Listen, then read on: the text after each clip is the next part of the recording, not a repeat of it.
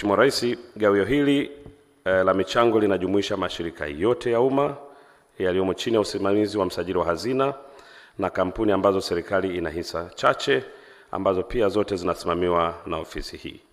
Na kimsingi makusanyo haya Mheshimiwa Rais bado yanaendelea. Tunatarajia kwamba hesabu itaongezeka kabla hatujavuka mwaka huu. Mheshimiwa Rais, katika kiwango hiki cha shilingi trilioni 1 na bilioni 28 kilichokusanywa mwaka huu ni mjumuisho wa dividend au gawio kutoka mashirika na kampuni zinazofanya biashara, ambapo jumla yake tumepata bilioni 603.4 ambayo ni 59% ya makusanyo ambayo tumeshakusanya mpaka sasa hivi.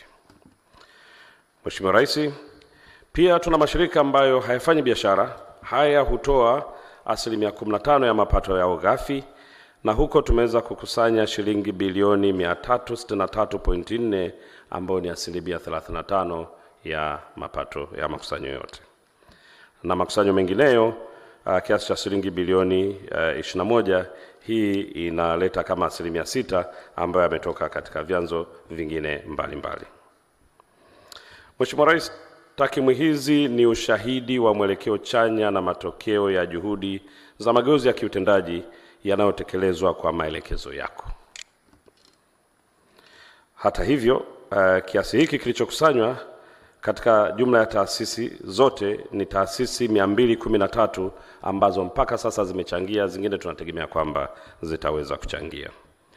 Mwaka jana kipindi kama hiki tukikukabidhi tarehe 11 mwezi wa 6 mwaka 2024, taasisi zilizokuwa zimechanga zilikuwa zimeshafikia 145.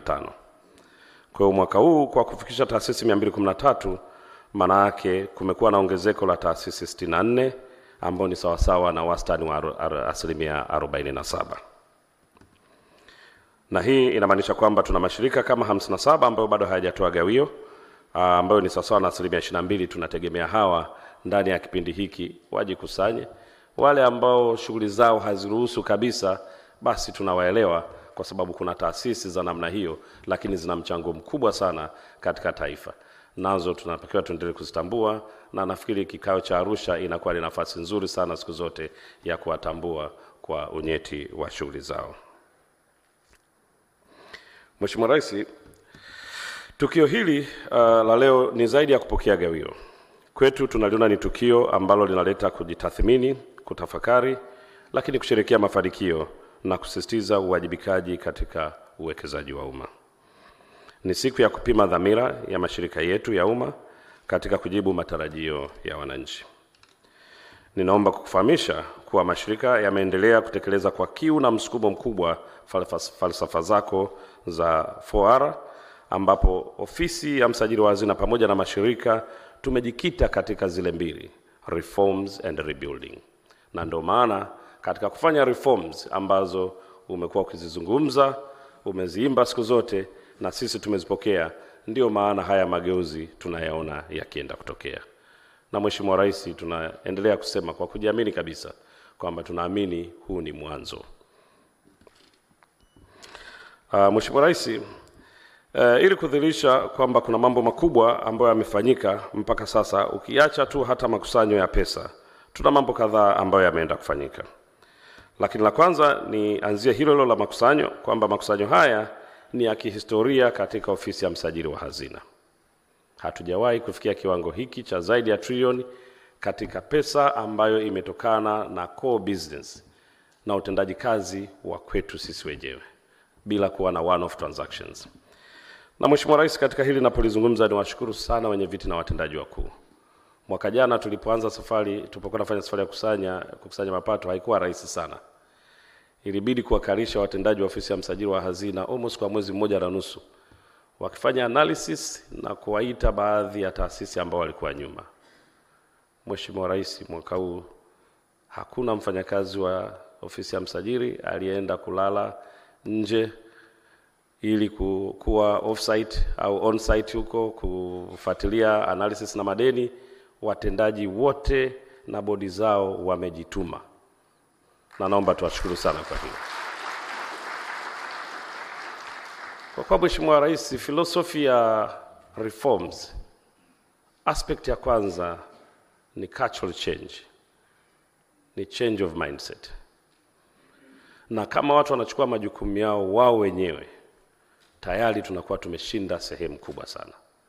Ambacho tunakwenda sasa tunaenda kukipigania inakuwa ni quantum amount ambayo tunafikiri lazima tuongeze. Sio umuhimu na kukumbuka kuzalisha. Inakuwa ni kwamba kiwango gani tunataka tukakizalishe zaidi. Mheshimiwa Rais, katika utekelezaji wa vitendo katika maagizo yako mwaka jana wakati wa gawio ulielekeza mashirika ya biashara ya umma yaongeze bidii kuhakikisha nayo yanaingia kwenye ulingo na kampuni kwenye ulingo wa top 10 au wa makampuni yanayotoa vizuri sambamba na makampuni ambayo tuna hisa chache. Leo utashuhudia kwa mara ya kwanza katika mashirika ya kundi la biashara, mojawapo ya shirika litakukabidhi hundi yao ambao wameingia kwenye kundi la hundi za zaidi ya bilioni 10 na ambayo imefanikiwa kushindana na mashirika yenye hisa chache. Lakini na uhakika mkubwa kabisa na ushuhuda mzuri kwa kuangalia mipango yao kwamba mwaka ujao tutakuwa na mashirika mengi zaidi yatakayoingia kwenye kundi hili. Tuna mabenki yetu za kina TADB, TBC, akina TANESCO, STAMICO na wengineo wote kwa kuangalia mikakati yao na waona wakiingia kwenye hili kundi mwakani. Na Mheshimiwa Rais, reforms ni safari. Reforms is a journey and not a destination. Mheshimiwa Rais, katika mabadiliko haya kulikuwa na maagizo yako, lakini pia ni hitaji kubwa la kufanya mabadiliko kwenye uongozi wa juu kwenye baadhi ya kampuni za ubia. Tuna kampuni ambazo sasa tunajivunia zinaongozwa na wazawa. Tunaweza tukazungumzia kampuni ya NMB, tunazungumzia kampuni ya Puma, tunazungumzia kampuni ya Tipa, NBC na nyingine nyingi ambazo zitakuja kwenye listi. Uzuri katika kampuni hizi sio kwamba tumekuwa na wazawa wamekaa pale kwa sifa yao ya Utanzania, lakini kiwango cha ufanisi wa kazi kilichofanyika ndani ya miaka 4 ni kikubwa sana. Nitatoa mfano tu na kwamba hii ndio inatupa moyo kwamba kuendelea kusukuma taasisi nyingi zaidi tuwe na wazawa watakaoziongoza. NMB wamekuza chini ya uongozi wa Ruthi wamekuza mapato yao kwa 300% kutoka bilioni 16 mpaka bilioni 64. Kwa mwaka huu Mheshimiwa Rais utaenda kupokea hundi yako ya bilioni 64 kama gawio la serikali, wakati una baadhi ya taasisi au baadhi ya biashara ambazo pato lao lote haliwezi kufikia hapo. Kwa the extent ya reforms ambayo inafanyika. Puma wameongeza mapato yao kwa 50% kutoka bilioni 8 mpaka sasa hivi bilioni 12. Nako ni mwanamama anaongoza Bi Fatma. Kuna kitu nafikiri kuna kitu inabidi tujifunze kidogo, turudi nyuma tuanze kusoma. Akina dada sijui mnatuzidi wapi. Asante sana na hongereni. NBC, wengi tulikuwa tunakaa NBC unasema hii benki na sifa yake kubwa mbona inarudi nyuma, lakini tunaona ikienda inachangamka. Na NBC imeweza kukua kwa zaidi ya 600%. Hongera sana bwana sana. Na mapato yake yameongezeka kutoka bilioni 1.3 mpaka bilioni 10 kwa mwaka huu. Na hayo tunazungumza ni mapato ya portion ya serikali katika 32% tunazomiliki. Sio asilimia zote. Maana yake anapotengeneza faida pia mchango wake katika uchumi wa nchi umekuwa ni mkubwa. Kampuni ya Tipa huku nako bado tunafikiri kuna opportunity kubwa sana, lakini imekuwa uzalishaji wake kwa 200% kutoka bilioni 1.5 mpaka bilioni 5.5. Kwa hiyo nataka kuleta hiyo reflection ya baadhi ya vitu vinavyofanyika. Na wenzetu wa Airtel mwaka jana tukitafuta CEO mpya tulikubaliana kwamba jitahidini tunataka succession plan ya Mtanzania, kwa sababu tunaamini Watanzania wanaweza. na walituletea succession plan yao. Sasa natumaini walioko kwenye succession plan hawatabweteka wakijua kwamba kazi wameipata kwa kuwa Mtanzania. Tunaamini wataendelea kujituma, kuonyesha mfano, ili baadaye tuwe sasa na kampuni ya simu kubwa ambayo inaenda kuongozwa na Watanzania. Mheshimiwa Rais, katika bodi za wakurugenzi tulikuwa na changamoto sana kubwa ya kubadilisha na kupata wakurugenzi wapya. Pengo la wakurugenzi limepungua kutoka taasisi 52 mpaka taasisi 28, na tunafikiri ndani ya mwezi mmoja tutakuwa tumezimaliza zote. Lakini sio tu kwamba tumepunguza taasisi zisizo na bodi, aina ya board members tunaopata na wenye viti wao ni good quality. Very, very good quality. Kwa sababu taasisi hizi, iwe ya kibiashara au isiyo ya kibiashara, zinahitaji viongozi ambao wana very, very enterprising mind na ambao wanajua kutafuta matokeo. Na nafikiri tunakoenda hatujawa na ugumu sana, na ndio maana tunakwenda tukielewana nao.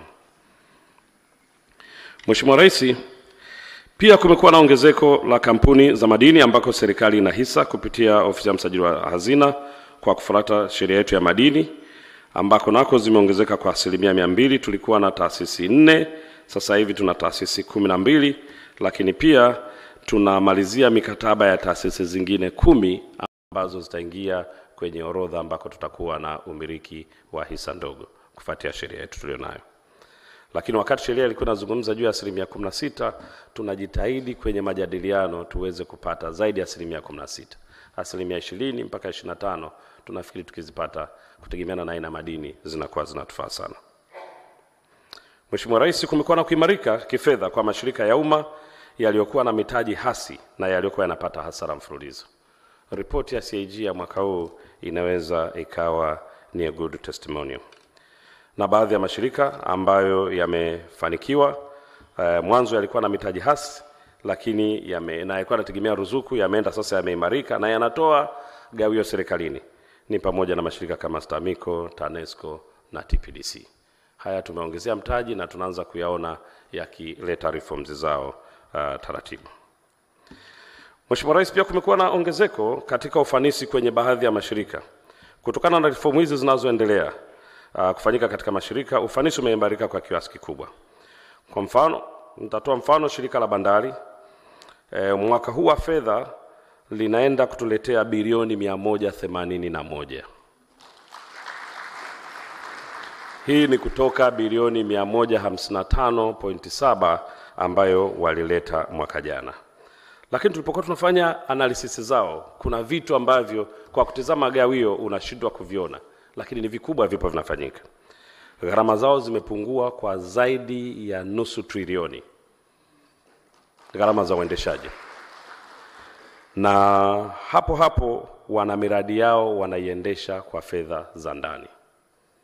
Na tutaenda kuwasaidia ku raise funds ili waweze kutumia balance sheet yao ili kuweza kuimarisha na kujenga miundombinu kwa kadri wanavyoweza, ili tuweze kutumia vizuri nafasi na fursa ambayo tunayo.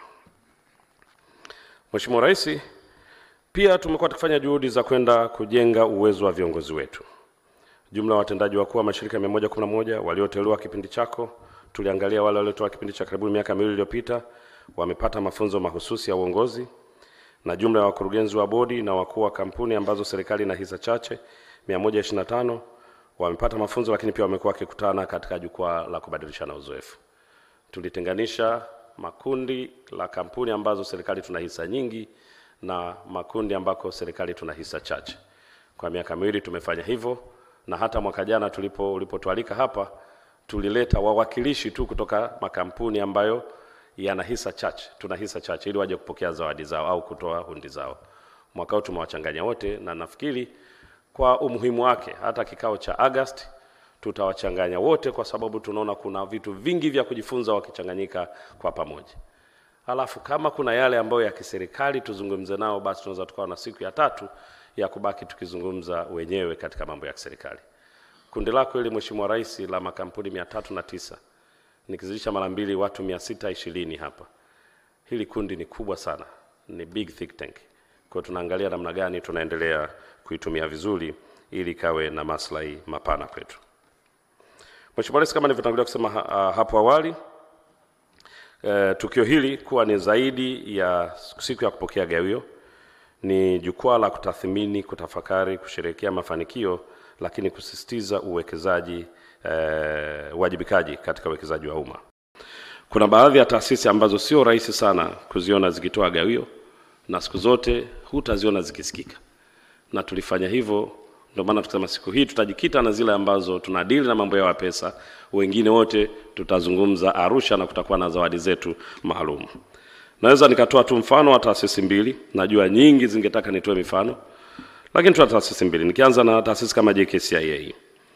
Wao hata tusipowasoma kwenye pesa, tunawasoma kwenye impact yao ya social wanayoifanya. Hawa tumeshuhudia katika kampeni yao ya Tiba Mkoba, wanaita Tiba Mkoba ya Dr. Samia Suluhu Hassan, ambayo imefika kwenye mikoa 16 ndani ya Tanzania, na watu 27,600 wameweza kupata huduma za kupima na kupata matibabu ya magonjwa ya moyo. Huduma hii wangekuwa wanachajiwa hawa watu, ingegharimu takriban bilioni 2. Kwa huo ni mchango ambao taasisi ile imeweza kuitoa.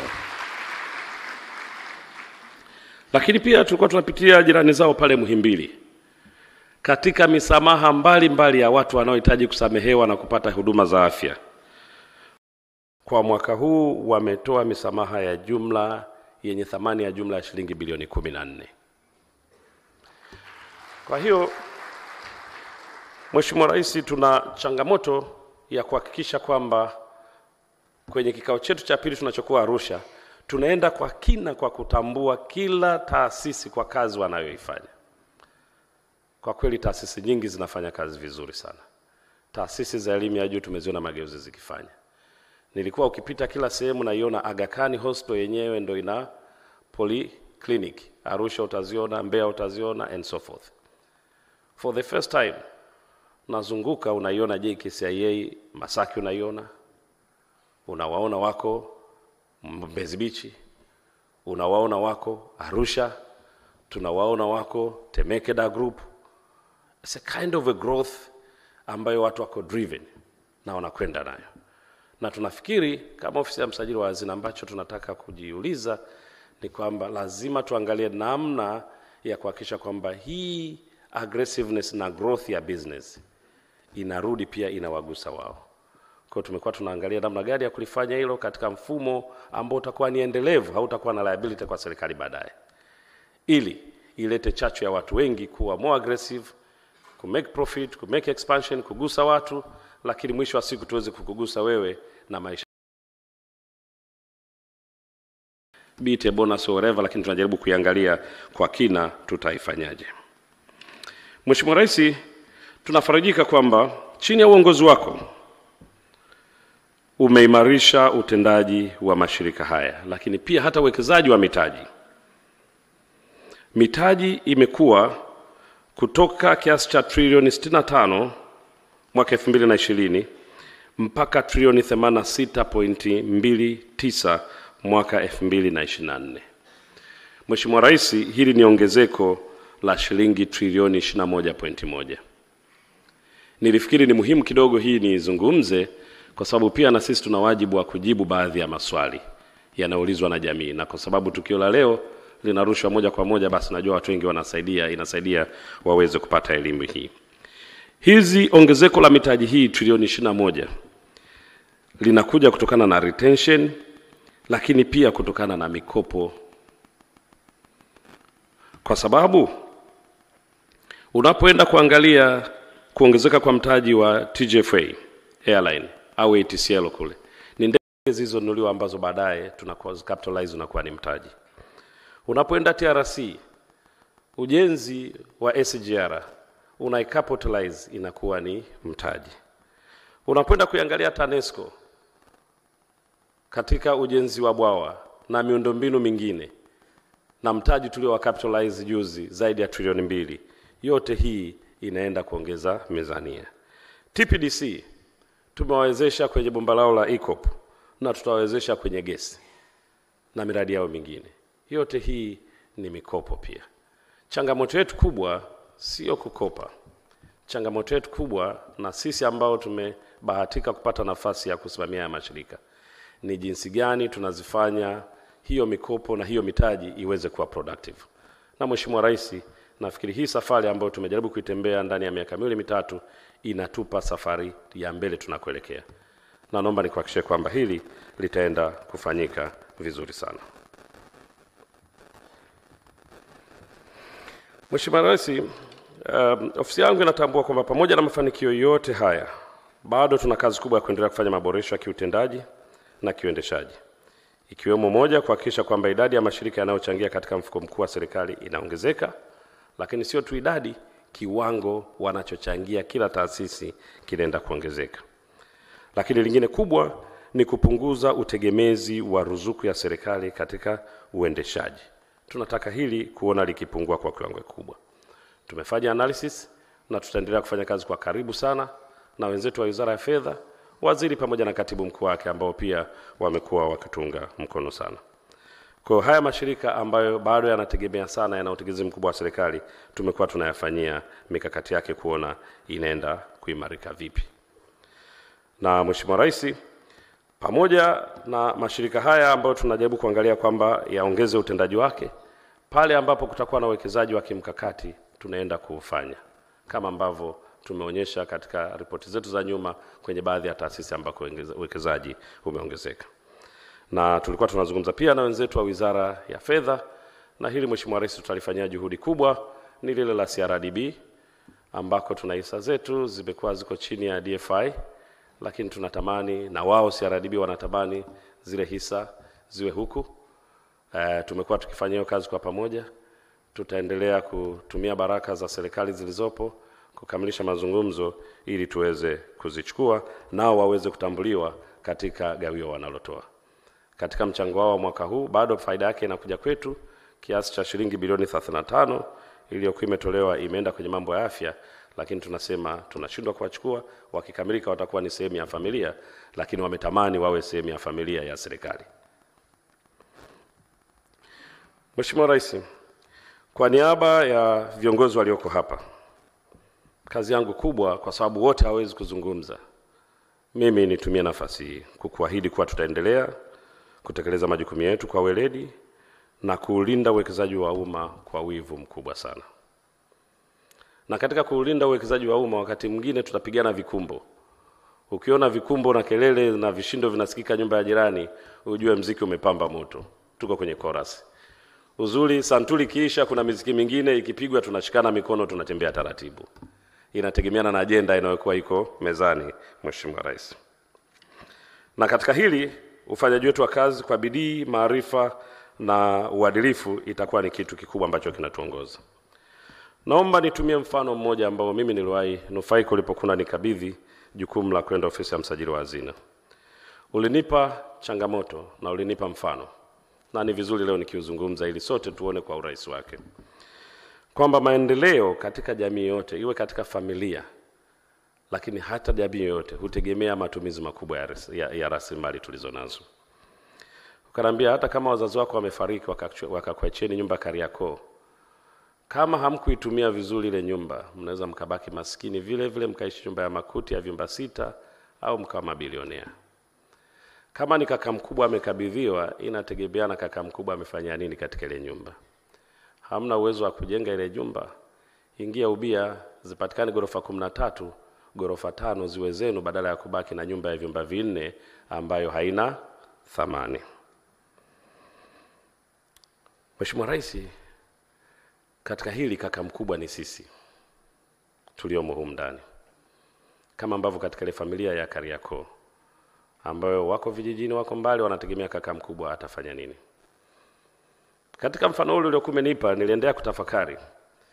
Nikasema hata naibu waziri mkuu, ile jengo lake alilonalo pale Dodoma Mtumba, yeye na katibu mkuu ndio wakubwa pale, lakini ukiwauliza hati ya ile nyumba hawana.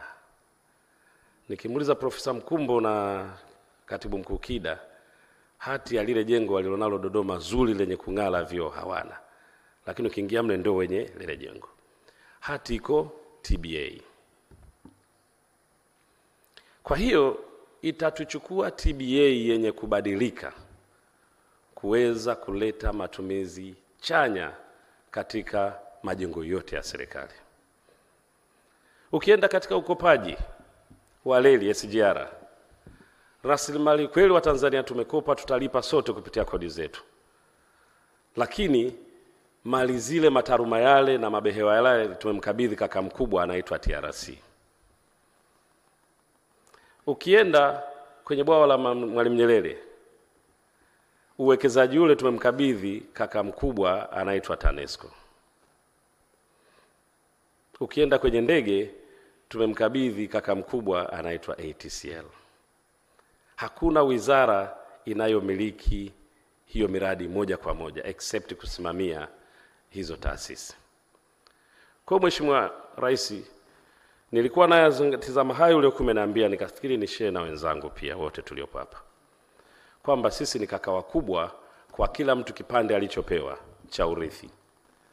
Kuna vipande vya Kariakoo vinaitwa TRC, inawezekana kuna vipande viko Upanga vinaitwa TANESCO. Ishu gani tutavitumia vipi ndio tofauti kubwa. Na mimi Mheshimiwa Rais, tunafikiri tumekuelewa dhana yako ya kutaka mageuzi kwenye taasisi za umma, kwa sababu ndiko uzalishaji unakwenda kufanyika. Na hii Mheshimiwa Rais kanikumbusha sasa hivi, kwa sababu tuko kwenye kipindi cha bajeti, kwamba serikali haizalishi. Na ndio maana kwenye bajeti zetu kila jioni, na hata jioni ya leo sijui ni wizara gani inapitisha, wakishamaliza bajeti, Spika wa Bunge atasema bajeti hii vifungu tumepitisha, mwisho atasummarize tumepitisha matumizi ya kiasi kadhaa. Sijawahi sikia wizara yote iliyopitishiwa afu tukasema tumepitisha matumizi, mapato. Siku zote tunapitisha matumizi. Katika zile wiki 14 au 15 tunazokuwa pale bungeni Dodoma, ni wiki 2 au 3 ambazo ni ngumu sana kwa katibu mkuu wa fedha pamoja na waziri wa fedha, kwa sababu saa hizi ndo tunaanza kuzungumza mapato. Lakini mapato yanatoka sehemu mbili tu, either kwenye non-tax revenue ambako ndo sisi tumekusanyika hapa leo, au kwenye tax revenue. Kwa Mheshimiwa Rais, ulipokuwa unanipa mfano wa nyumba ya Kariakoo na mimi kwenda kusimamia matumizi bora ya rasilimali, najua ningelibeba peke yangu nisingefika mahali. Hili lilikuwa ni swala ambalo nalibeba na wenye viti wote na masio wote waliomo ndani. Na kwamba Mheshimiwa Rais, hii demonstration ya bajeti zetu zinazofanyika Dodoma ndio ukweli na uhalisia mtupu, kwamba wizara na serikali kuu haizalishi pesa. Pesa lazima tuzizalishe sisi kwa kiwango tutakacholeta non-tax revenue, lakini pia kwa kiwango ambacho changia kwenye kodi mbalimbali tutakazopeleka. Mheshimiwa Rais, bajeti yetu ya mwaka huu ambayo tayari Wizara ya Fedha wanaenda kuisoma kesho, portion yetu tuliokaa humu ndani ni 1.6 trillion. Tunapozungumza, katibu mkuu ndio ulionipa 1.6 trillion. Kwa hiyo nitaka pia nitumie jukwaa hili na mbele yako, ili tusije mwakani nikashindwa kusimama mbele yako kwamba jamani, ongezeko hili ni 51% ya dividend na gawio tulioleta mwaka huu. Kwa hiyo ni wajibu wetu kila mmoja wetu kwanza kujiuliza kwamba tutaongeza vipi at least a minimum of 50% beyond what we have contributed this year. Nisipoisema hapa kwa mwenye nayo, kwa Kaisari sintafaa, kwa sababu nikija mzigo utakuwa wangu. Maana wanasema vya Kaisari mpelekee Kaisari. Na Mheshimiwa Rais, nitumie nafasi hii kuwashukuru sana wizara ambazo tumekuwa tukisaidiana nazo. Leo hii ni kwa sababu ya muda labda tutashindwa, lakini kuna baadhi ya taasisi ambazo zinaenda kupata tuzo, lakini ni kwa sababu pia kumekuwa na mahusiano mazuri sana na wizara husika. Naomba washirika wote tuliomo ndani mnisaidie kwa kuzisindikiza, kuzipigia makofi wizara hizi kwa kadri ninavyotaja, maana ndio zawadi tutakayoweza kufanya, na mwakani tutajitahidi tuwe na zawadi nzuri zaidi. Ya kwanza nafikiri nakwenda kwa katibu mkuu madini, yeye kwa sababu Twiga Minerals wamefanya vizuri, wako chini yao. Naomba tuwape zawadi yao. Ya pili ni katibu mkuu Wizara ya Fedha kwa sababu ya tuzo watakaoenda kupata NMB na TADB. Wizara ya tatu ni Wizara ya Uchukuzi kwa sababu ya tuzo watakaoipata kupitia TPA na TASAC. Ya nne, Mheshimiwa Rais, ni Wizara ya Nishati, na huku kwa sababu kuna major reforms zimefanyika TAZAMA na TPDC nao wamejireform vizuri na wanaendelea vizuri. Ya tano, Mheshimiwa Rais, ni Wizara ya Mawasiliano, na huku ni kwa sababu ya mchango mzuri na tuzo ambazo Airtel na TCRA wataenda kuzipata. Ya sita ni Wizara ya Maliasili kwa sababu ya kazi inayofanywa na TFS ambayo nao wataenda kupata tuzo yao leo. Huku najua na ndugu zangu wale wa Ngorongoro na TANAPA wanasema, lakini bwana, sisi tunafanya sana kazi, lakini mambo yenu yataenda kukamilika. I'm sure yatakamilika, tutaanza kuzungumza hadithi tofauti. Ya saba ni Wizara ya Ardhi na ni kwa sababu ya tuzo ambayo National Housing wataenda kuipata. Ya nane, Mheshimiwa Rais, ni Wizara ya Mambo ya Ndani na kwa sababu ya tuzo ambayo NIDA wataenda kuipata. Ya tisa, Mheshimiwa Rais, ambayo itakuwa ya mwisho, ni Wizara ya Viwanda na Biashara kwa sababu ya BRELA na tuzo yao watakaoenda kuipata. Nilifikiri Mheshimiwa Rais ni vizuri hawa tuwataje, lakini tutajiongeza tuweze kuwa na zawadi nzuri kipindi kijacho, kwa sababu taasisi zao zime-image. Na zinapokuwa zime-image sio tu zenyewe, kwa sababu pia kuna ukaribu wa kazi nzuri inayofanywa na ofisi ya msajili, lakini na ofisi ya wizara chini ya waziri na makatibu wakuu wao. Mheshimiwa Rais, naomba nifikie mwisho kwa heshima na taadhima kubwa. Ni kuombe muda utakapowadia basi uridhie kutoa tuzo kwa mashirika ambayo yamefanya vizuri sana katika utoaji wa gawio na michango kwa mwaka 2024 na 25. Mheshimiwa Rais, tuzo hizi ni ishara ya kutambua juhudi zao na ni chachu ya kuwahamasisha wengine kuendelea na kufanya kazi kwa bidii, weledi na wajibikaji katika kutekeleza majukumu yao. Mheshimiwa Rais, namaliza tu kwa kuahidi kwamba kama nilivyoanza mwanzo, mimi, wenye viti pamoja na bodi zao, masio walioko hapa pamoja na management zao, tuko determined. Tunafahamu kabisa kwamba maendeleo ya nchi yanatutegemea sisi kwa upande wa rasilimali za umma. Kwa private sector, wao ni mbio asubuhi kama wako Serengeti. Usipokimbia Kasongo atawaiwa na Simba, na Simba atapambana na chui, basi ndio maisha yanakuwa ni magumu sana. Kwa hiyo Mheshimiwa Rais, huko kwenye private sector ambako TRA anakutana nao, na TRA naye inabidi ajitahidi kukimbia sana ili awawai. Na Kasongo ni ngiri, yeye ngiri ni mkorofi tu. Sasa akizubaa tu amechukuliwa. Mheshimiwa Rais, naomba nimalizie kwa kukushukuru sana kwa nafasi hii, kwa ukarimu wako wa kutukaribisha leo, lakini pili kwa kukubali kwa mgeni rasmi, na nafikiri uwepo wako ndio umetufanya tuende 68%. Na kuendelea kuwepo kwako na kuiunga mkono shughuli hii, nafikiri 50% tulioongezewa tutaweza kuideliver tunapokutana mwakani. Asante sana Mheshimiwa Rais, nakushukuru.